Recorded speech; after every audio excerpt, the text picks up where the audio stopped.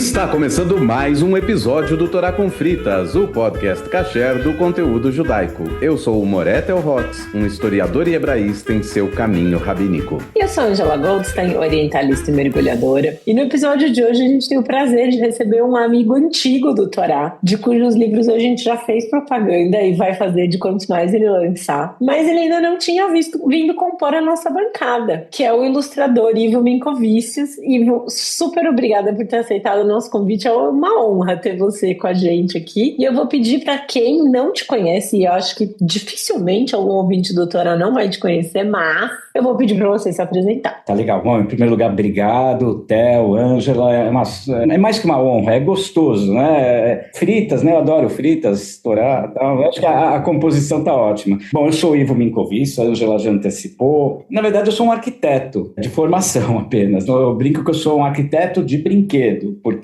eu estudei arquitetura porque eu achava que eu ia desenhar. Então, como não desenhava lá, eu continuei fazendo os meus desenhos que me levaram para o mundo editorial. Hoje eu não só ilustro, comecei ilustrando livros de outros autores, continuo fazendo isso, mas eu escrevo também. É verdade, eu esqueci de mencionar. Não, mas tudo bem, porque na verdade eu me apresento quase todas as vezes, o que você é? Eu sou um desenhista, sou um ilustrador, né? E aos poucos eu fui escrevendo também, e nessa minha escrita, ela é temperada, ultra provavelmente, pelas minhas raízes judaicas, né? Então, a minha escrita, que pode não ter nada de judaico diretamente, mas ela tem o tempero judaico ali nas entrelinhas, certamente. Alguém já falou isso para mim. Muitas vezes eu não vejo, mas alguém falou isso para mim e eu concordei. Quem sou eu para discordar de quem falou aquilo lá para mim? Então, eu tô aqui apresentado, né? Vamos bater papo e aí a gente vai se descobrindo mais aqui. Maravilha. Então, a ideia principal da conversa com o Ivo foi para a gente falar um pouco sobre o Bom Retiro, que é um bairro daqui de São Paulo que o Ivo conhece muito bem e que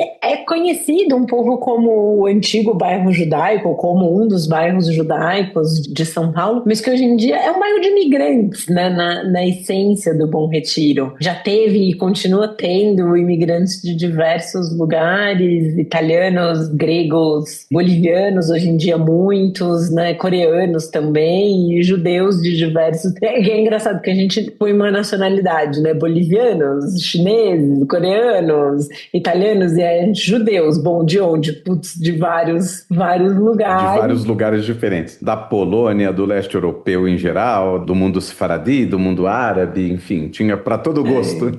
Judeus de diversos sabores ali no Bom Retiro. E aí eu conheci o Ivo durante a pandemia, em 2020, 2021, mais ou menos. Agora ficou, entre 2020 e 2023 é um grande borrão, né? Foi 21.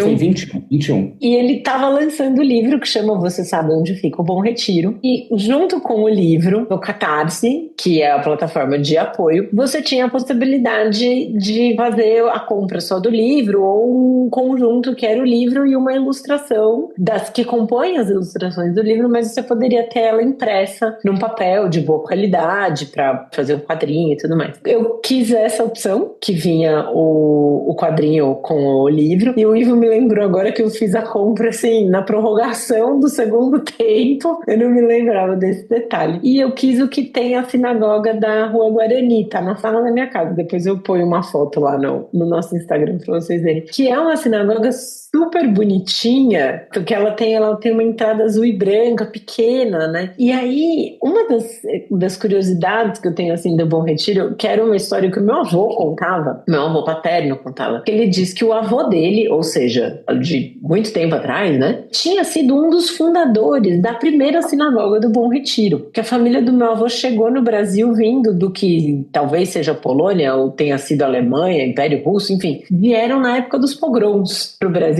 se estabeleceram em Santo Amaro quando Santo Amaro era uma cidade, não era bairro de São Paulo ainda. E vinham, plantaram trigo, tinha uma fazendinha lá, conta meu avô, e aí plantavam trigo e traziam para vender em São Paulo, mas daí não deu muito certo, porque o clima daqui, muito diferente do que tinha na Polônia, não souberam adaptar o trigo, enfim. enfim, aí foram pro Bom Retiro e obviamente tiveram comércio no Bom Retiro. E tem essa história de que o avô dele ajudou a fundar a Sinagoga da Rua da Graça. E aí eu sempre meio que pensei, aquela onde está o Memorial do Holocausto hoje em dia, ou se já nem tem mais, né? Porque, enfim, o bairro já mudou tanto. Mas é uma busca que eu tenho ali pelo Bom Retiro, sempre de tentar achar esse lugar. E aí por isso que eu escolhi o quadro da Sinagoga da Rua Guarani, para ter uma sinagoga do Bom Retiro aqui, ainda que não seja a que tem a ver com a história da minha família, né? Mas aí eu queria então entrar nesse assunto com o Ivo do Bom Retiro, para você contar um pouco da sua experiência com o bairro, de onde veio a ideia do livro, de como você selecionou os lugares, enfim. Como foi esse processo? Olha, esse livro, na verdade, ele surgiu no meio da pandemia, como você falou, naquele tédio que a gente estava e a gente precisava fazer algumas coisas. Eu comecei a coletar alguns textos e desenhos que eu já estava publicando, basicamente no Facebook, no Instagram, que são as redes que eu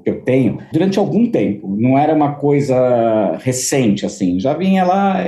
Aí eu falei assim, bom, acho que é o momento de... E muita gente cobrava. Quando você vai fazer um livro disso aqui? Quando vai juntar? Eu nem pensava nisso. Na pandemia, sim. Aí eu falei, eu acho que eu tenho aqui um campo, até tinha uma coisa de poder falar com as pessoas, sabe? De uma outra forma. Então eu fiz uma micro curadoria lá, juntei algumas ilustrações, fiz uns textos novos. Por exemplo, essa que você cita da sinagoga, na verdade eu acho que esse texto, primeiro eu desenhei, e como que eu desenhei? Porque eu não estava saindo na rua, eu estava fazendo, era 2020, 2021 foi o momento que eu realmente publiquei, mas comecei a preparar esse livro em 2020. Então, eu estava saindo pouquíssimo na rua, pouquíssimo. Então, eu peguei foto e eu trabalhei a partir de foto. Eu comecei a olhar pelo Google mesmo, eu acho, no Google Maps, e comecei a desenhar como se eu estivesse na porta da sinagoga. Então, eu desenhei, e aí eu fiz um texto que eu falo, acho que chama Sinagogas do Bom Retiro, eu acho, eu não lembro exatamente o nome, o título do conto, chama As Sinagogas. E é interessante porque eu coloco que as sinagogas, eu não sou nem um pouco religioso, eu não frequento sinagoga, eu sou um judeu laico, mas as sinagogas, as sinagogas do Bom Retiro, elas estão presentes na minha vida quanto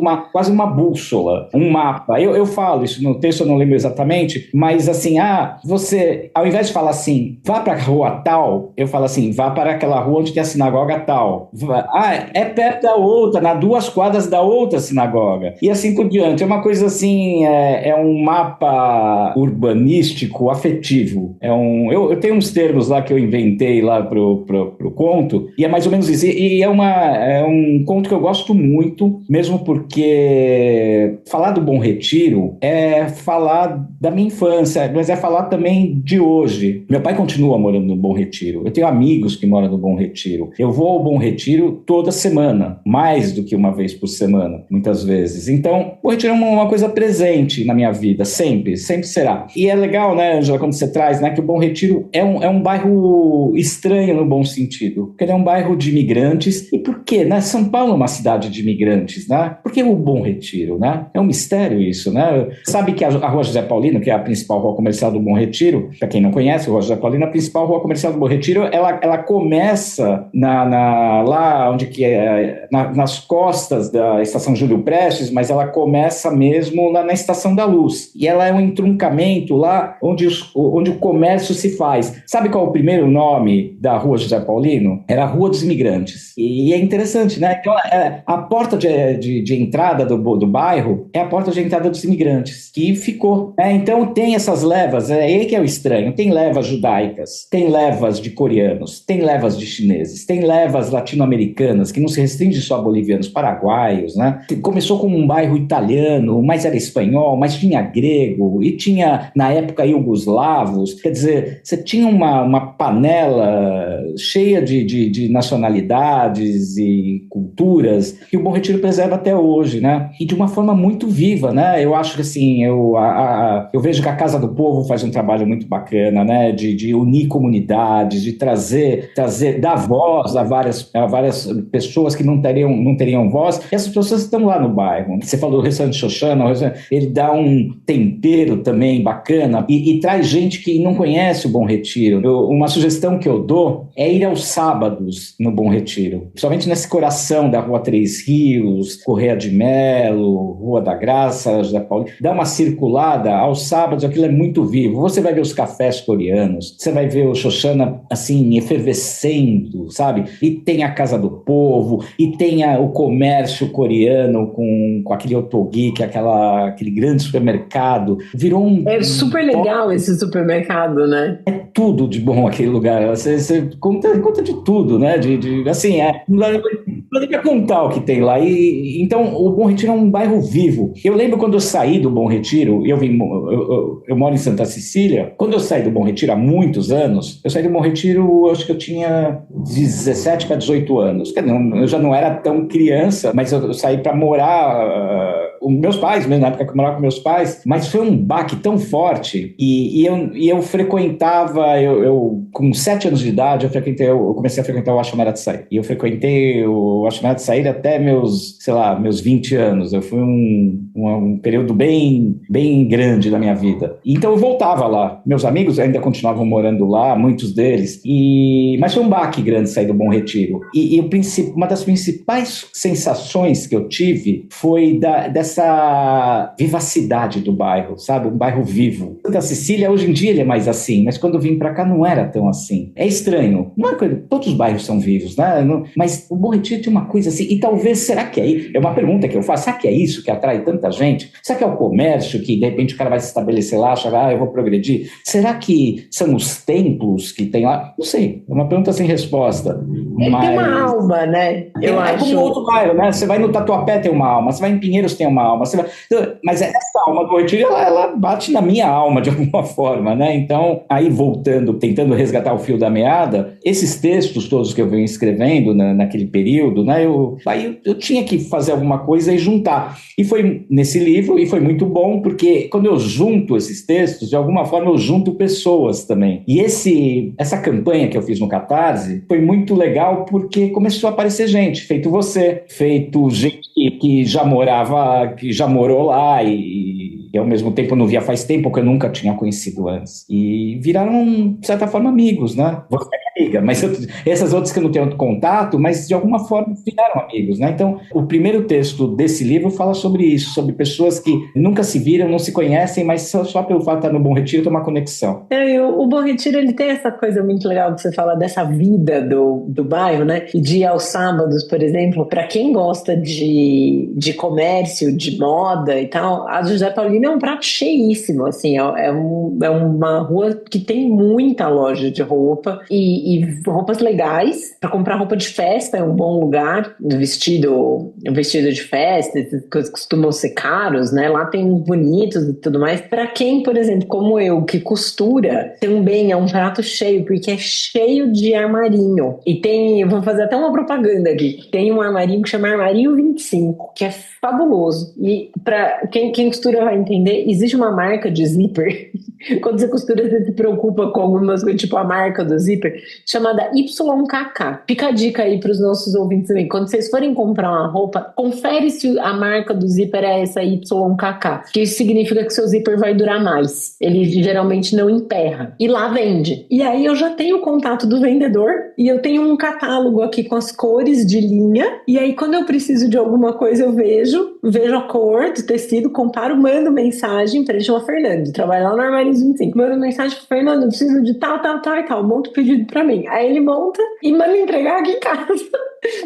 É maravilhoso. Eu vou te dar uma dica, então, se você não conhece, que também é folclórico no bairro, já que você falou de armarinho. A loja talvez mais famosa de armarinhos do Bom Retiro, sequer o seu nome, porque eu sei o que importa mais do que o nome, que é a loja do Turquinho. A loja do Turquinho fica na Rua Três Rios. Eu não preciso te dar o número, só fala, na Rua Três Rios, eu quero ir na loja do Turquinho. Ele abre aos sábados, não tenho certeza. São os irmãos Camasmi, que são fantásticos. Eles não têm computador, não tem nada, tem um estoque assim absurdo e eles sabem exatamente onde está cada coisa. E eles são muito engraçados, eles falam ídis, eles são filhos de sírios, né, não judeus, falam ídis, provavelmente eles devem falar coreano. O Bom Retiro tem dessa, entendeu? O Bom Retiro você tem... maravilhoso! É um lugar que deve ser visitado, né? É só falar, eu vou na loja do Turquinho. Quem estiver ouvindo aqui e vai saber o nome da loja, eu não sei o nome da loja, eu conheço a loja do Turquinho desde que eu nasci, porque ela está lá. Eu conheci o pai dele, que ficava na porta deles, né? São 2 irmãos. Devia ser o seu Turcão, né? Ele era turco, ele era sírio, mas é turco, né? Porque do Império Otomano, né? Era todo mundo turco, né? Então, essa história é bem bacana, né? Então, essa é mais é folclórico, é realmente folclórico. Tem uma coisa curiosa nessa coisa dos bairros comerciais, né? Você descrevia aí a loja do Turquinho e me lembrou muito algumas lojas da região da Santa Ifigênia, fugindo um pouquinho da geografia aqui, indo um pouco mais para o centro. Hoje tem muitas lojas de eletrônicos e tudo mais. A Santa Ifigênia mudou completamente porque mudou a relação das pessoas e o que as pessoas estão procurando. Mas quando você vai nessas lojas de componentes eletrônicos, por exemplo, é isso. O cara não tem computador, ele não tem nada. Você fala o que você precisa, ele vai numa gavetinha ali e ele tira as válvulas que você precisa, ou o circuito integrado que você precisa. Eu ia lá numa loja que vendia agulhas, era especializado em agulhas de toca-disco. Você falava o modelo e o cara fazia assim, ó, pegava e te trazia. E isso é muito característico. Parece a loja do seu Olivaras, do Harry Potter, lá que ele sabe onde procurar as gavetinhas de a varinha. E essa coisa que você falou dessa mistura de culturas e línguas que acontece, né? Tinha uma figura lendária no Bom Retiro. Eu nem sei se ele era de fato um morador de rua, mas, enfim, era uma pessoa bem menos favorecida, que também falava Yiddish, falava italiano, porque ele tinha que se comunicar com todo mundo, porque, afinal de contas, era parte da parnassá dele interagir com todas essas figuras, né? Desses imigrantes que estavam chegando. Então, ele vai absorvendo também um pouco dessa cultura. E imigração é um pouco isso, né? Porque a imigração vai absorvendo traços e deixando traços. E é isso que dá uma alma para o Bom Retiro. Acho que uma das coisas principais que dá alma para o Bom Retiro é você tá andando de repente e ver um salão de barbeiro que tem umas placas em Yiddish, em hebraico e em coreano com os valores de corte de cabelo e tudo mais, e barba e tal. É uma coisa muito, muito pitoresca de se ver, né? Uma vez eu fui ver um apartamento para alugar no Bom Retiro. E aí, sabe esses avisos que tem na entrada do prédio, no elevador? Enfim, tipo, por favor, manter a porta fechada e mais uma meia dúzia de orientação. Tava escrito em português, em Yiddish e em coreano. Eu achei tão maravilhoso. Tipo, tá lá, acessibilidade no seu grau máximo, assim. O mais Bom Retiro de todos seria estar escrito lá, mas de um jeito bem informal, falar assim, quase que com sotaque, né? Faz favor, fecha a porta, porque senão não sei o que sabe. O Bom Retiro tem essa coisa que aí sim a gente entra num outro ponto que me interessa muito, que eu adoro, que é o Yiddish. O Yiddish, que é um modo de vida do Bom Retiro, é a língua do Bom Retiro. O Sefaradim que me perdoem, mas o Yiddish é a língua do Bom Retiro. Não tem jeito. Quando pequeno, eu não sei falar Yiddish, mas eu sei falar Yiddish. Eu entendo Yiddish, sem precisar entender. É estranho isso, né? Mas é a convivência. Quando eu estava no Bom Retiro, quando eu morava no Bom Retiro e eu andava pelas ruas, eu ouvia o Yiddish. Era normal, era natural. É a mesma coisa que você tá em algum país estranho, sei lá, você vai pra Irlanda, e tá andando na rua e você ouve português, você para tudo, né? E só tem um brasileiro aqui, português de Portugal, do Brasil, não de Portugal. Então você para e você vai falar com o cara, você vai prestar atenção no mínimo. No Bom Retiro, ouvir o Yiddish era passar em branco, era normal, era como se eu estivesse ouvindo o português. Ver essas placas que para mim era natural, era tão doido. Eu lembro que a primeira vez que eu fui para Israel, eu tinha 18 anos, eu fui lá para ficar um ano. Aí a gente chegou, eu fui num grupo da Chamada de Sair, a gente saiu do aeroporto, uma viagem muito cansativa e tal, já era madrugada, o ônibus levando a gente do aeroporto até o kibbutz que a gente ia morar. Aí eu tô tentando resgatar isso pro Bom Retiro. Eu lembro que eu comecei a ver placas escritas em hebraico, que era óbvio, né? Na rua, tava em Israel. Aí eu falei, puxa, uma placa. Porque essa placa que te chamou a atenção no Bom Retiro é o padrão. Mas era o padrão para mim quando eu era criança. É estranho isso. E ele vai se desfazendo com o tempo, né? As mezuzot nos batentes das portas. Isso era muito comum. Aliás, você vê muitas mezuzot ainda lá que sobraram, que restaram, ou até uma sombra da parede ficou, uma marca na parede que ficou de alguma mezuzá do passado, né? Mas isso era o era o cenário comum do Bom Retiro. E hoje em dia eu acho que é interessante, aí sim, eu gosto de fazer sempre, eu gosto de trazer para os dias de hoje. O Bom Retiro tem uma vida bacana hoje, ele atraiu muita gente jovem atualmente, tem muita gente jovem morando lá, por vários motivos, mas e é engraçado, da mesma forma que ele atrai esses imigrantes, ele está atraindo uma juventude de uma forma pungente, sabe? É bacana mesmo. Novamente, o Bom Retiro é um bairro que se reinventa ano a ano. Quem não conhece, quem não conhece o Bom Retiro, porque tem gente que não é de São Paulo, mesmo gente de São Paulo que não conhece, vale a pena ir.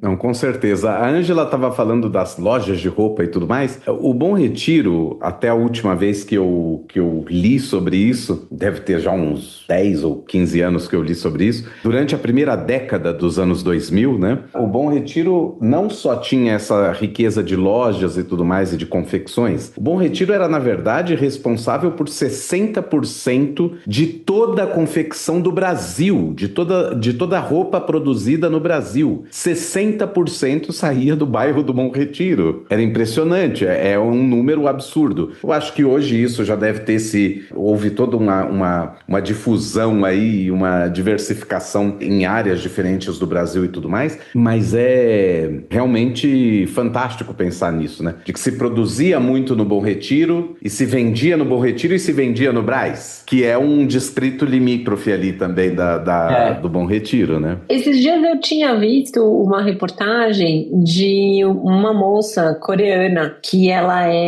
tem a família, acho que tem fábrica lá no Confecção, né, no Bom Retiro, e ela é, sei lá, tipo, presidente da associação dos donos de confecção do Bom Retiro. Era algum cargo, tipo, se não era exatamente esse o nome, mas isso dá ideia do que ela faz. E aí ela falava que hoje em dia, na verdade, no Bom Retiro, o que tem um problema é que tá difícil de encontrar mão de obra qualificada para fazer a parte da costura. Modelagem, corte, costura e tudo mais. Porque as pessoas mais novas não têm se interessado muito por costurar. E o que eu vejo em termos de costura, e eu costuro há muitos anos, eu costuro há 23 anos, hoje em dia existe uma desejo, acho que essa é a palavra, um interesse de voltar a costurar por pessoas mais novas, mas para fazerem as próprias roupas, não para trabalhar profissional, não para exercer a profissão, né? Como costureira, mas de ser uma coisa, porque é uma loucura, né? Era uma habilidade que há alguns anos, por exemplo, costura, tricô, crochê, bordado, enfim, eram coisas que a gente aprendia, em geral, na própria família mesmo, né? Ou na escola, muitas meninas, mulheres aprendiam isso na escola, mas principalmente em casa, e era uma habilidade que se tinha, e aí depois virou uma coisa indesejável ter, talvez meio, uma submissão, né? Você vai aprender a fazer as coisas, e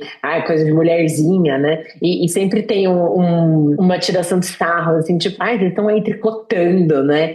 Trocando receita de tricô, né? Rola às vezes uma brincadeira, assim, com isso num tom pejorativo, sendo que é uma habilidade que é super útil de ter. Sei lá, caiu um botão na sua camisa e você ser capaz de pregar. Não tô dizendo necessariamente fazer uma roupa do zero, né? Mas, sei lá, fazer uma barra de calça, às vezes é uma coisa boa de se saber. E parece que no Bom Retiro tem tido essa escassez de mão de obra, porque as gerações mais novas não querem se profissionalizar na indústria têxtil, na parte da costura, da modelagem, do corte, que também cortar e costurar muitas vezes são uma habilidade que você precisa, mas numa confecção grande são trabalhos separados, né? São pessoas diferentes que vão fazer cada uma dessas etapas. Muito dos cortes hoje em dia já tem cortes feitos com máquinas, né? E laser e moldes e tal. Também isso mudou muito o sistema de produção e tudo mais, mas isso que você falou de costura me lembrou, enfim, a gente fala do Bom Retiro, a gente tem reminiscências, né? Eu aprendi a pregar botão com meu pai. Meu pai sempre teve paletós, ternos e tal, ele era bancário, mas de criança ele era aprendiz de alfaiate, porque meu avô era alfaiate. Então todos os filhos e todas as filhas sabem o básico, pelo menos. Ninguém seguiu na profissão, mas todo mundo sabe o básico, e eu e a minha irmã aprendemos o botão com o meu pai e reforçar a costura. Meu pai sempre falava assim, comprou um paletó, comprou um blazer, antes de vestir, reforça essa costura do botão, porque com certeza não é boa. Ela tá meramente colocado ali. Em geral, eles não arrematam. Eu tenho essa mania de reforçar sempre a costura do botão. Mas falando de costura, toda essa parte, o Bom Retiro tem um trecho na Rua da Graça, que é mais para lá, para o final da Rua da Graça, o meio final, não ela inteira, porque a Rua da Graça é uma rua bem comprida, na verdade, né? E Rua da Graça e adjacências, tá? Para quem gosta de máquina, tem máquina grande mesmo, é um setor ligado à costura, mas talvez industrial ou semi-industrial, e máquinas, peças de máquina de costura. Não abre aos sábados essa parte, porque é uma coisa, acho que bem focada nessa parte mais, talvez, industrial, semi-industrial, mas eu sei que tem amigas minhas que gostam também de costurar, que tem umas máquinas antigas ou até recentes, e lá tem peças para isso, é bem legal. Vende peças e acessórios, óleo, essas coisas, então tem tudo lá. O Bom Retiro é um mundo, né, na verdade. Exato, a gente acha de tudo, né, procurando. E quando você falou do Xoxana e dos restaurantes, o Xoxana é a última deli, né, o último restaurante judaico que ficou no Bom Retiro. E aí tem, agora a gente vai entrar no debate do nome, que é a Casa Menorá, Empório Brasil Israel, ou o Seu Zé, né, que é tipo uma padaria / mercadinho de comidas judaicas, que é uma delícia. Eles têm um pão de folhado recheado com maçã, que é muito bom. Mas você tem restaurantes de diversas outras culturas lá. E tem um restaurante vietnamita, que é uma delícia, chama Pho 360. Pho com PH, então é PHO 360. Eles aceitavam só dinheiro, agora com o Pix ficou mais fácil de ir, porque na época que você tinha que levar dinheiro vivo, assim, era meio raridade, a gente andar com dinheiro, eles não aceitavam cartão, mas hoje em dia dá pra pagar com Pix. E é uma delícia. E tem o Atenas. Não, Atenas não, é o Acrópole. Não, o Acrópolis, que é o restaurante grego, que fica na Rua da Graça também. Exato. Que restaurante. Eu acho que são as porções mais generosas de São Paulo, né? Eles te dão uma ficha com o que tem no dia, tipo, e aí você chega lá na cozinha, tem umas bandejas, umas travessas grandes com as comidas, e aí você fala, eu quero um pouco do moussaka, que é como se fosse uma lasanha, né, de carne moída e tal, uma berinjela, eu quero um pouco do arroz, não sei das coisas. Você vai lá praticamente na cozinha pegar. Isso. E aí você escolhe e aí ele marca na sua ficha. Então, tipo, pegou um moussaka, pegou um arroz, pegou um não sei o quê. Só que você pensa, eu vou pegar um pouquinho de cada coisa. Na hora que você vê o cara pegando a moussaka, é uma espátula, né? Que ele usa como uma colher de pedreiro, assim, que ele usa pra servir no prato. É bom estar com fome quando ir pra lá. Exato. Toma um café da manhã mais magrinho, né? Toma um café da manhã às 4 horas da manhã e vai almoçar um meio-dia. Um café mais leve, assim, vai pro almoço. E é uma delícia, né? A comida dele. Você tem diversos restaurantes. Você falou vamos ditar isso à frente, Empório Brasil Israel, né? Que é o nome atual, que já foi a Casa Menorá e eu conheci como Seu José. O Seu José tá nesse livro, né? Várias coisas eu coloquei no livro. Você vê, foi uma colcha de retalhos. O Seu José é interessante porque eu acabo, por causa do livro aqui, os irmãos que tocam hoje o negócio, eles viram e pediram para que a ilustração que eu mostro ali, que eu faço do texto, que envolve esse empório, eles falaram assim, dá para ser o nosso logotipo? Eu falei, tá, e aí eu fiz uma mudançazinha lá tal, e virou o logotipo deles, né, o atual. Mas eu conheci quando criança, e eles me contam, esses irmãos, que eles foi mudando de dono tal, né? Essa casa, ela tá ali, ela é centenária, e lá era o único lugar no bairro, ou na região, sei lá, no Terechinho, que tinha telefone. Então as pessoas iam lá para receber telefonemas ou fazer ou alguma ligação. E aí ele vai aos poucos, ele vai se tornando isso aqui, né? O Empório Israel, Delícias Judaicas do Bom Retiro. Essa frase eu criei, eu falei Delícias Judaicas do Bom Retiro, porque lá você encontra essas delícias judaicas no Bom Retiro. E eu acho que essa pegada judaica foi ganhando ano a ano, período a período, né? Eu acho que ela não começa como um empório normal, secos e molhados, provavelmente, e com o passar dos anos, eu acho que pela freguesia, clientela, e quem trabalhou lá foram aprendendo a fazer os quitutes. E hoje você encontra de tudo lá. É um lugar bacana para você sentar, é minúsculo, assim, é onde que você pode sentar para comer. Tem 2 micromesas, 3 micromesas. Você tem toda essa parte mercearia lá. Eu também recomendo na Rua Guarani. Não, e dá para encomendar, assim, quando tem festas judaicas, tipo Pesach, Rosh Hashanah, eles também têm cardápio, então você pode encomendar e ir buscar. Eu já fiz isso várias vezes, o Perfares deles é uma delícia. E o Gefilte Fish é bom também. Tal qual a Shoshana. A Shoshana, eles também, quando chegam às festas, eles aceitam encomendas e tal. O Brasil Israel, ele tem os pratos mais 100% tradicionais. Assim, o Shoshana, às vezes, eles fazem umas coisas um pouco mais elaboradas. Não, a Shoshana é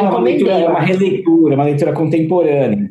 Aí eu já vou entrar no outro, já que estamos falando de comida, porque a Shoshana, vocês têm que saber, quem não sabe precisa saber, a Shoshana deriva do nome da Shoshana, que é a antiga dona, ela mora lá perto da Shoshana, meu pai mora no prédio da Shoshana, esse prédio tem história para minha família, depois eu conto se sobrar tempo, mas a Shoshana que dá o nome ao restaurante, a mãe dela era a dona da Casa Búlgara, onde você tem as melhores burecas de Paulo, sem dúvida nenhuma, ao lado do Fô, que fica ao lado do Fô, do restaurante que você acabou de citar, na Rua Silva Pinto. Então a Casa Búlgara, você tem as melhores burecas, na minha opinião, da cidade, ou quiçá do Brasil, quiçá do mundo, então, mas tá lá, né? Então você tem bureca, você tem de tudo. E a Shoshana era antiga dona, na época da pandemia o restaurante era ela e o Adi, o falecido marido dela, eram os proprietários do restaurante. Aí a pandemia, aquela história, todo restaurantes fechando e tal, e aí sim o Benjamin, ele resolve falar, não podemos deixar esse último bastião da comida judaica morrer no bairro. E aí eles fazem uma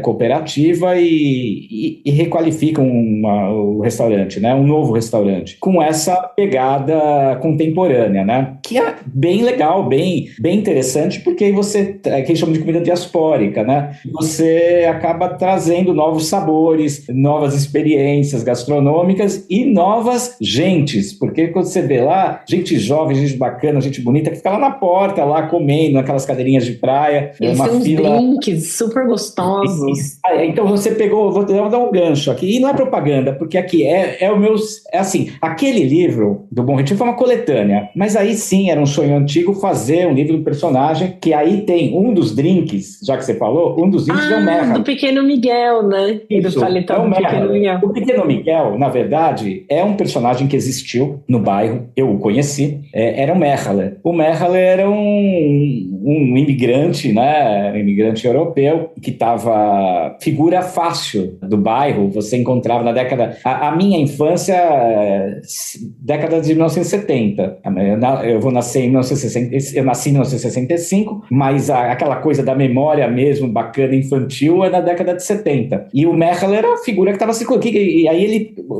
Ia ficar difícil, né? Escrever Mechale, não sei o quê. Coloquei o Pequeno Miguel, porque ele era pequenininho, como eu, assim, eu sou pequeno, e ele andava pelo bairro, a parnassá dele era vender as coisas que ele carregava consigo. A sua loja era seu paletó. Então ele tinha caneta Bic, ele tinha gilete, tinha tesoura, o objeto que eu falo aqui no livro, né, é um livro infantil, é o trim, né, o cortador de unha, e ele é um cara que você fala do Merhaler para esse povo que participou lá do Catar, todo mundo sabe quem é o Merhaler, e quem não sabe já ouviu falar. Então é um personagem folclórico do bairro, né, é algo, como todo bairro tem um personagem. Eu nas minhas pesquisas eu saquei isso. Todo bairro, toda cidade pequena tem um personagem, pelo menos um. Você vai lembrar lá sei lá, no Cambuci vai ter um cara, sabe? Lá na Cachoeirinha vai ter um cara, no Pinheiros vai ter um cara, pelo menos aqui em Higienópolis tem uma moça que todo dia de manhã cedinho, quando eu vou pra academia, eu deixo a Bruna Angélica, e ela sobe a Angélica cantando na bicicleta, e ela canta muito alto, assim.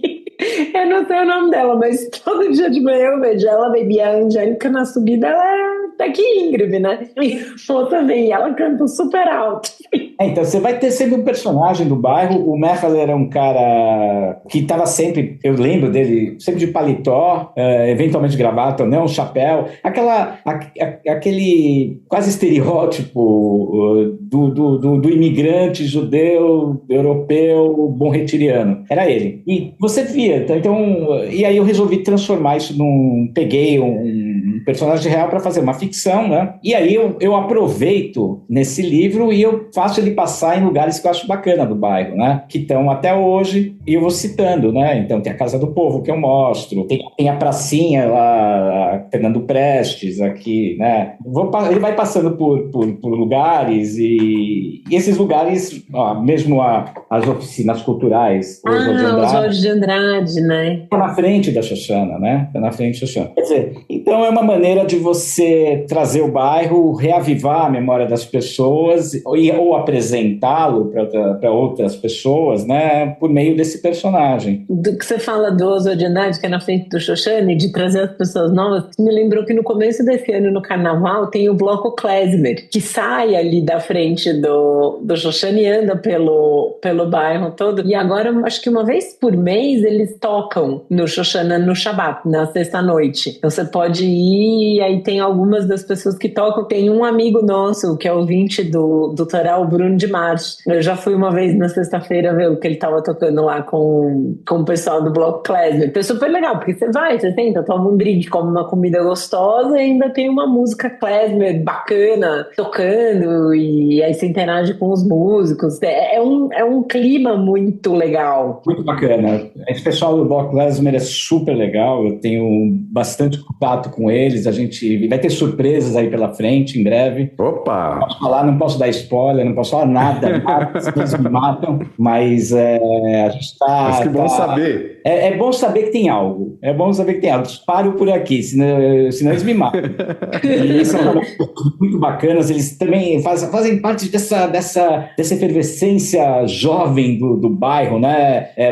Aquele aponto que eu faço passado e presente, eles estão aí, né? Da mesma forma que a Casa do Povo também é. E eu acho que o Bom Retiro, novamente, ele se reinventa dia após dia, sabe? E aparecem sempre surpresas como essa do bloco, né? Que é super bacana. Não, foi demais. E assim, foi um bloco de rua super gostoso. Eu fui e foi super divertido, porque foi um negócio super família. Tinha as famílias com as crianças. E aí cada um, sei lá, com a sua bebida, fosse uma água de coco, um drink que pegou no Xoxana, uma Coca-Cola que pegou ali no mercadinho de rua, no Bom Retiro, uma cerveja. Mas estava um clima, assim, super tranquilo. Não tinha... Porque às vezes as pessoas falam de bloco de carnaval, é muita muvuca, gente se apertando, assim, né? Tipo, você fica numa coisa como se estivesse claustrofóbica. Pelo contrário, o bloco super tranquilo. O Rabino Uri foi com a mulher e com os filhos, foi super divertido, encontrei com ele lá. Eu tava lá também, mas eu fui no período da tarde. Eu sei que o Uri tava de manhã, porque ele me falou, a gente não se viu, ele falou, tinha de manhã, eu fui de tarde. Então, nossa, foi super,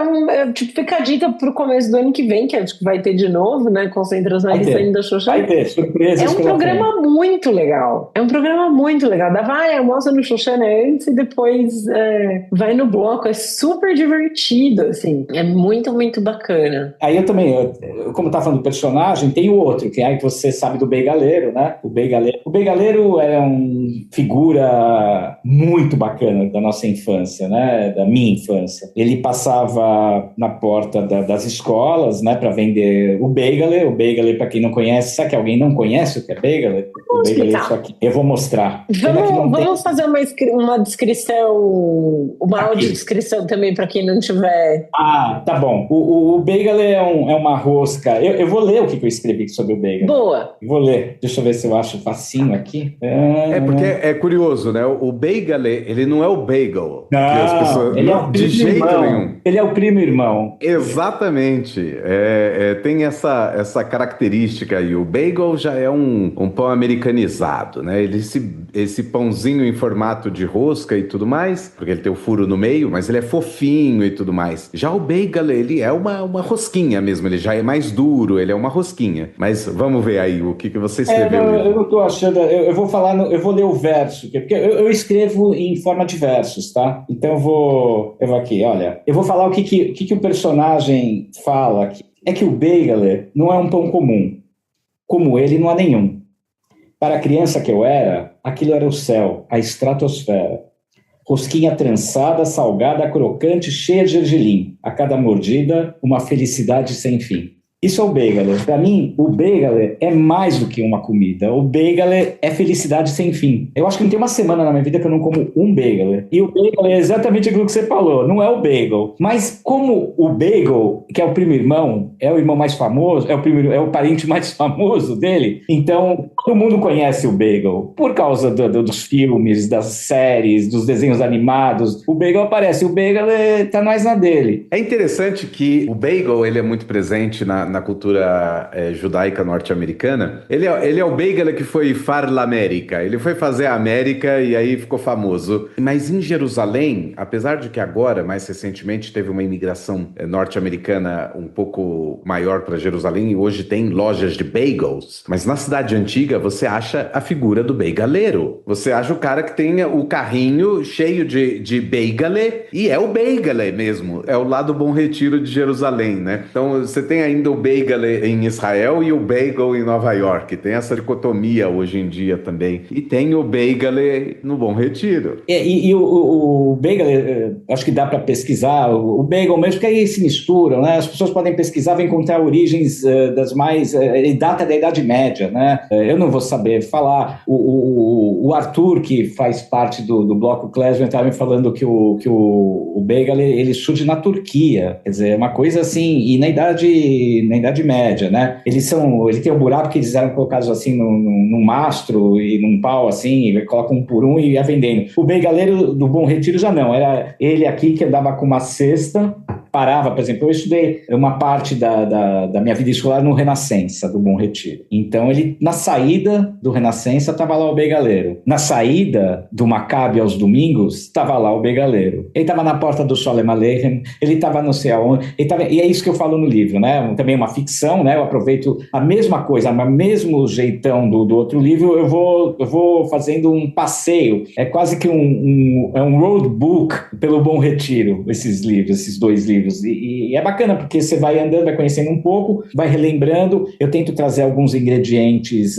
históricos reais, né, de personagens que existiram no bairro, né? Mas o mais importante é essa relação desses personagens com as pessoas do bairro, que perdura até hoje, ficou até hoje. Então o bagel, de novo, ele é mais do que um pãozinho, ele é felicidade sem fim para mim.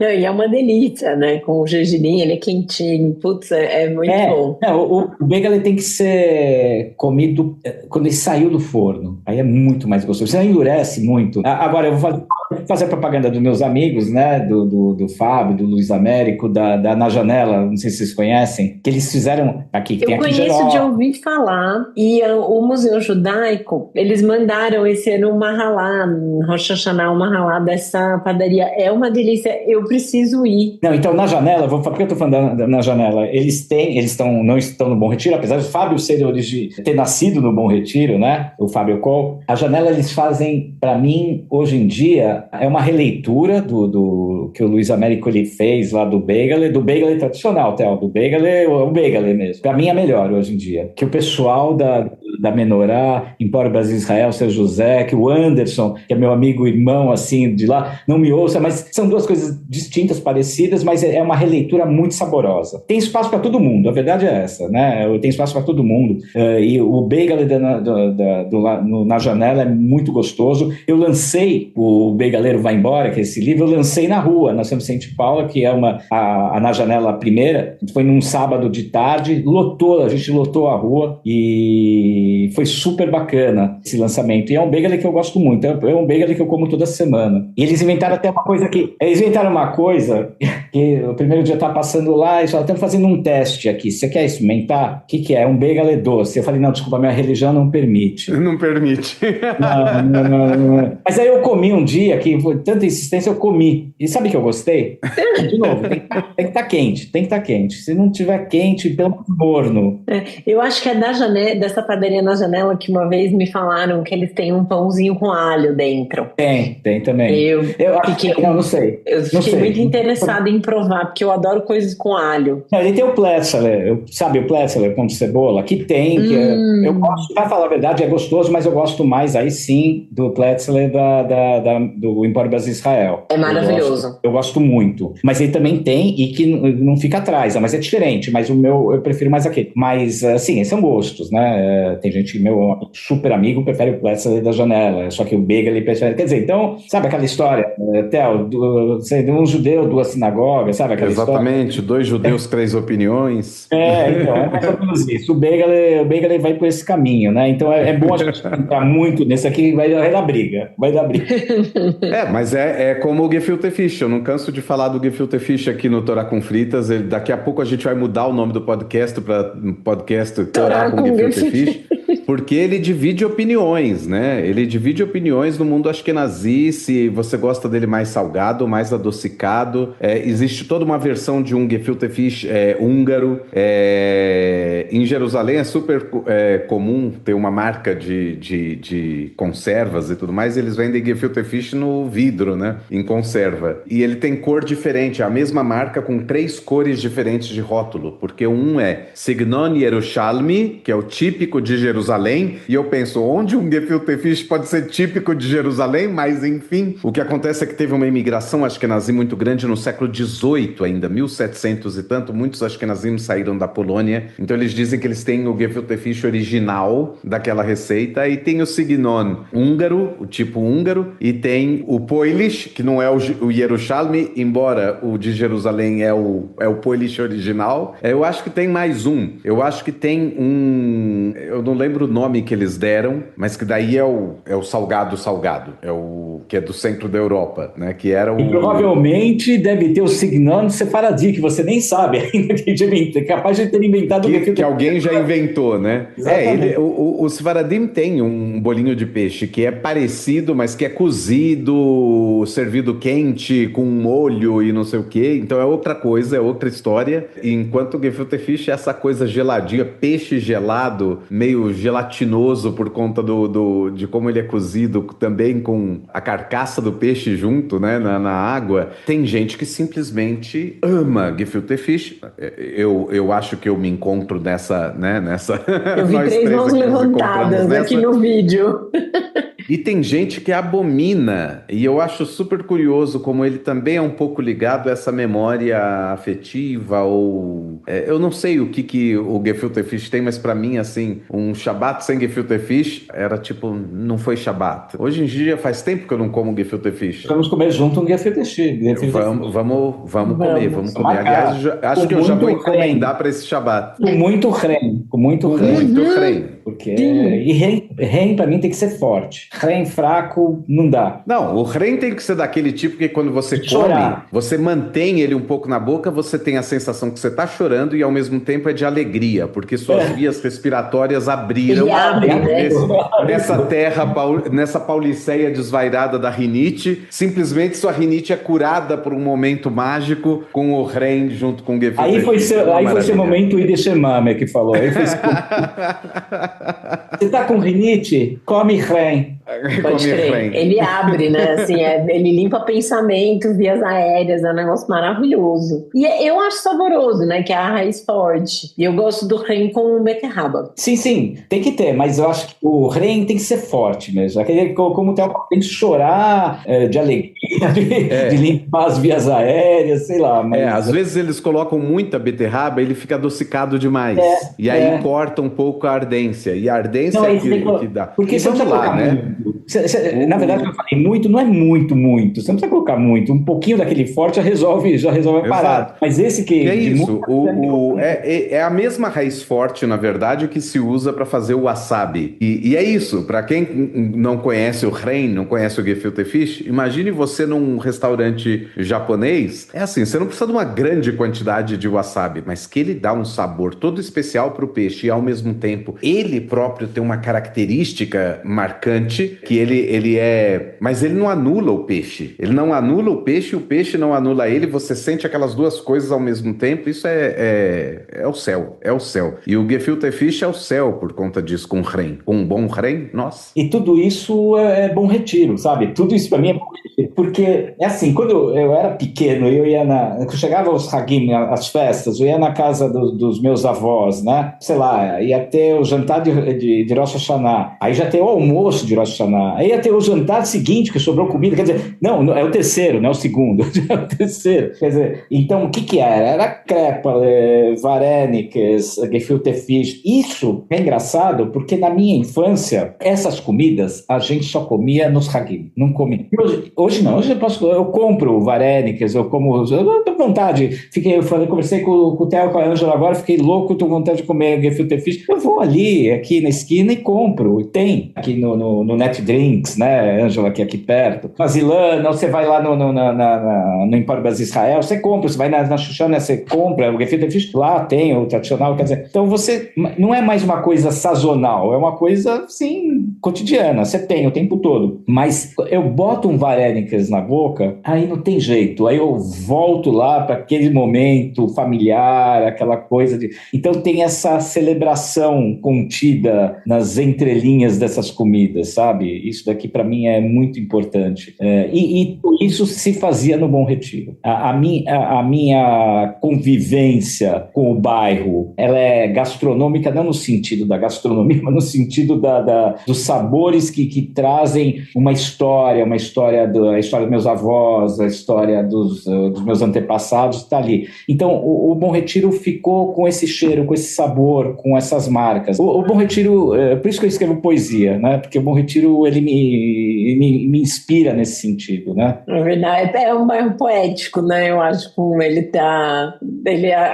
ele acende isso, né? Mas, gente, eu acho também. Sim, eu acho que sim, porque as cores do bairro, tudo aquilo lá é tão legal, cara. Mas é tão São Paulo. E o que eu acho legal do Bom Retiro é que ele manteve, ao longo dos anos, muito da característica dele, ao mesmo tempo em que foi mudando, mas muito da essência ficou. E eu falo isso, talvez as pessoas entendam, vejam nessa minha próxima colocação uma dor de cotovelo, não sei, uma velhice, uma pontada de velhice, assim. Mas a Vila Madalena, por exemplo, é um bairro que está passando por um processo de mudança que está descaracterizando muito o bairro como ele era. Eu morei muitos anos na Vila Madalena. Eu sou de Campinas, né? Morei em São Paulo muito tempo. Voltei para Campinas, depois em 2016 eu voltei a morar em São Paulo e fui morar na Vila Madalena, onde eu morei por uns 6 ou 7 anos. E quando eu me mudei para lá, eu lembro de que eu acordava ainda assim com um passarinho cantando, barulho tranquilo de rua, às vezes passava um carro ou outro, mas era um bairro ainda bem tranquilo e tinha muito do que se fala assim, o comércio de rua da Vila Madalena, as lojinhas descoladas da Vila Madalena, os cafés únicos da Vila Madalena, os restaurantes diferentes, descoladinhos da Vila Madalena, não sei o quê.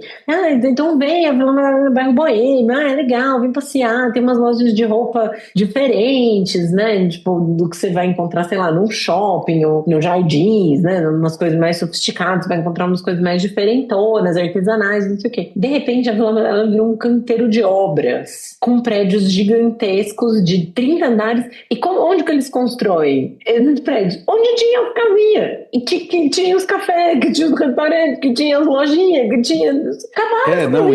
E é a dificuldade de uma cidade sem um plano diretor definido mesmo, que é uma discussão que já existe há 30 anos, a gente ouve falar que tem que ter um plano diretor. Não, o plano tinha, né? Mas o plano tinha, só que foi destruído. O plano diretor foi destruído. As ruas da Vila Madalena são muito estreitas, aí você bota 2, 3 prédios desse de 30 andares e o trânsito acabou naquela região. Todo mundo de manhã tira o seu carro do prédio, pronto, ninguém mais anda. A rua ficou toda travada. E aí isso está se repetindo em todas as ruas. Então, de repente, ficou totalmente descaracterizado.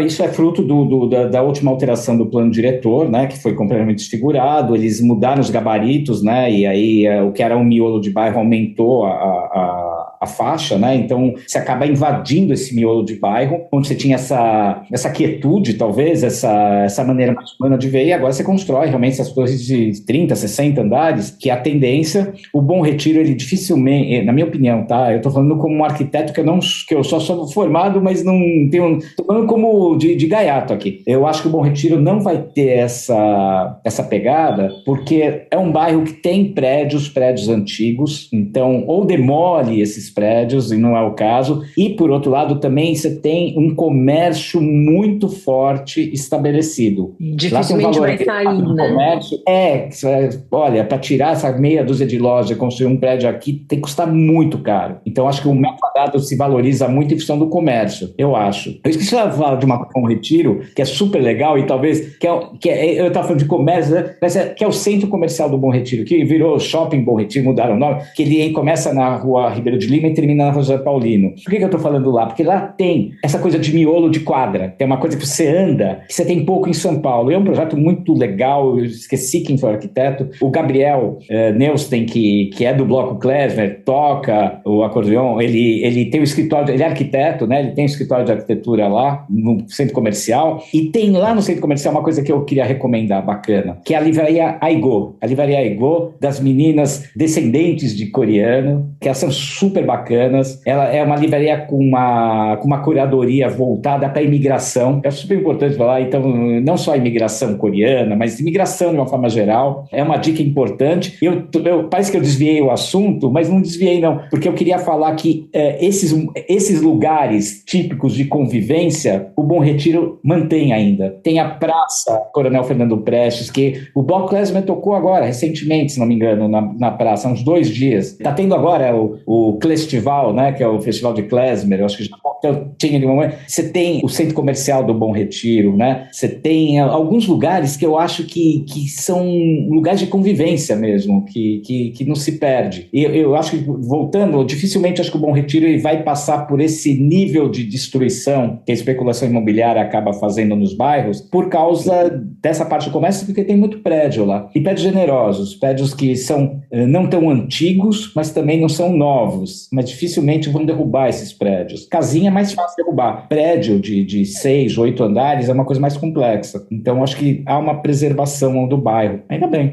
Tem muitos prédios dos anos 60 e 70 ali, né?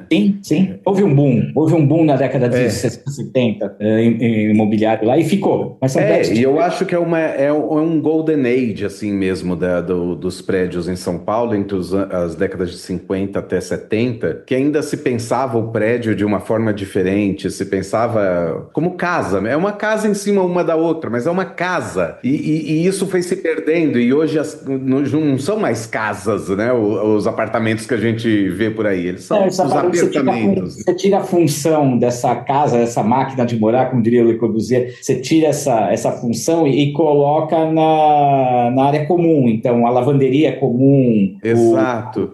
O escritório e o apartamento vira basicamente o teu dormitório, o lugar onde você... É isso. É o dormitório, um banheiro e um lugar para assistir streaming. É isso que tem. E nesses prédios novos da Vila Madalena, muitos têm aquela área comercial embaixo. Então, assim, vamos subir um prédio, mas a gente mantém viva aqui a fachada, põe umas lojinhas. Só que esses dias eu estava vendo algumas reportagens que diziam que essas lojas, muitas estão ficando vagas. Eu não sei se os aluguéis são muito caros ou se o estilo de como o ponto comercial é pensado não é atraente pro lojista, enfim, ou pro público, o consumidor, né, que vai na loja, pra clientela, mas que essas lojas, na real, assim, a ideia é boa, em tese seria um negócio legal. Maravilhosa, o misto, a função mista, moradia, comércio, é a melhor coisa. O Bom Retiro é isso, você anda, a Xuxana tem embaixo do pé do meu pai.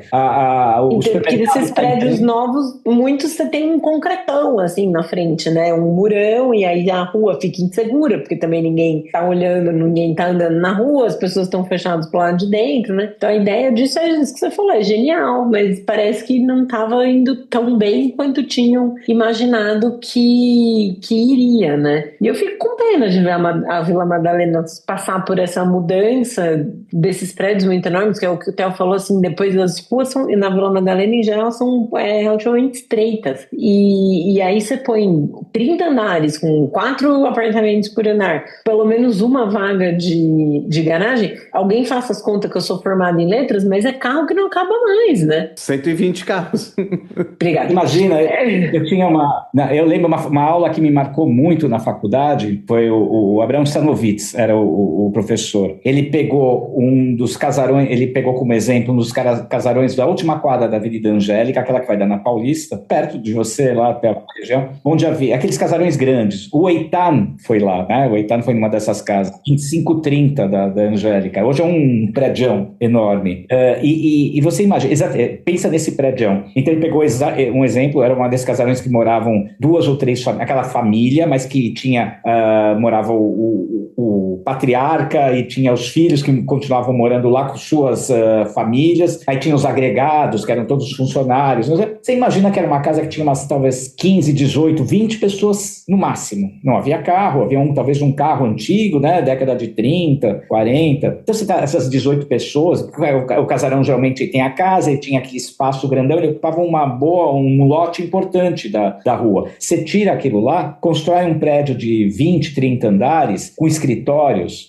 É aquela coisa que vocês falaram, vai entupir a rua. Só que você multiplica isso aqui por todas aquelas quadras da Avenida Angélica. Por sorte, a Angélica é uma avenida larga, mas essa conta não fecha. Essa conta não fecha e aí vai se tornando algo... A cidade vai se comendo. Ela, sabe, ela se desumaniza. A cidade se desumaniza no sentido de que um não vê mais o outro, você está dentro do teu carro, não sei o que, aquele trânsito, não quer mais... É uma doideira. Eu acho que o Bom Retiro acho que ainda está um pouco livre disso. Talvez, eu não sei. Eu tenho minhas dúvidas.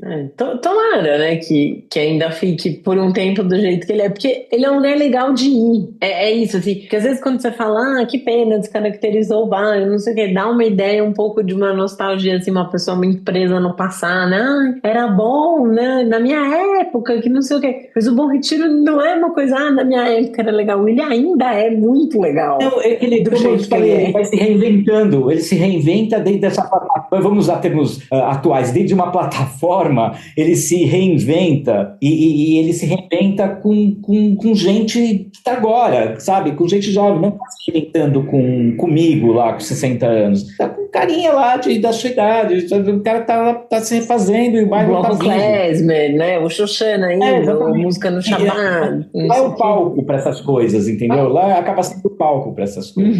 Eu acho, sei lá. Então tem a nostalgia também. Eu gosto de ser nostálgico, não tem jeito. Não é necessariamente uma coisa ruim, né? Não acho.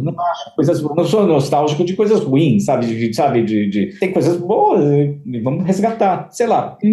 Nossa, eu acho que com isso a gente consegue encerrar bem a nossa conversa sobre o Bom Retiro. E eu fui anotando, porque no final dos episódios a gente sempre deixa, né, as dicas que a gente gosta. E sempre são dicas de filme, de livro, de série, de música, sei lá. E hoje eu fui olhando aqui as anotações que eu fui fazendo durante o episódio. Tem a Loja do Turquinho, o Armarinho 25, a Livraria Aigo e uns 5, 6 restaurantes. E em geral, todos os cafés coreanos valem a pena. Tem o Bela Pan, que fica na rua Prates, que eu recomendo, Bela Pan. Maravilha. E deixa, obviamente, a recomendação dos livros do Ivo, né? Sem dúvida. Sem dúvida. Vou te falar, tem o Begaleiro Vai Embora e o Paletó do Pequeno Miguel, que ambos são da Padaria de Livros. O outro, você sabe onde ficou o Bom Retiro? Eu não vou nem recomendar, porque ele está praticamente esgotado e eu não pretendo mais fazer uma nova tiragem, porque não compensa. Então não dá nem para recomendar, porque não tem... A Sefer ainda vende, deve ter uns poucos exemplares, mas os outros 2 estão ali, estão vivos, espero que eles tenham vida longa. Esses eu quero fazer quantas reimpressões forem necessárias. Maravilha. A gente espera que tenham vida muito longa, até os 120. Eles vão passar, espero que passem a mim. Que seja. Ivo, super obrigada. Eu que agradeço, um papo desses, passou o tempo, a gente nem percebeu.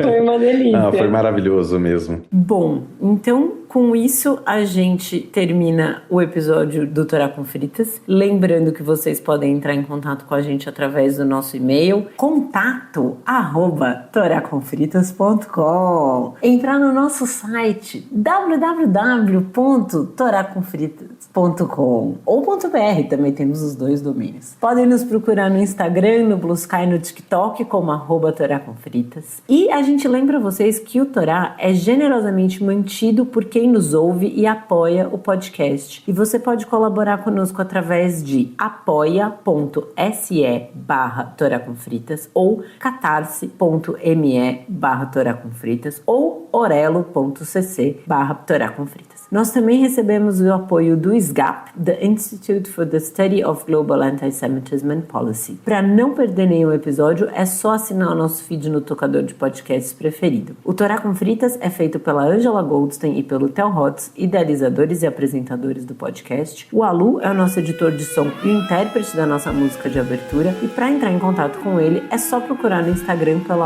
@alusanto. A nossa identidade visual é da Maia Batalha. Muito obrigada a todo mundo que nos ouviu até agora. Muito obrigado e até a próxima!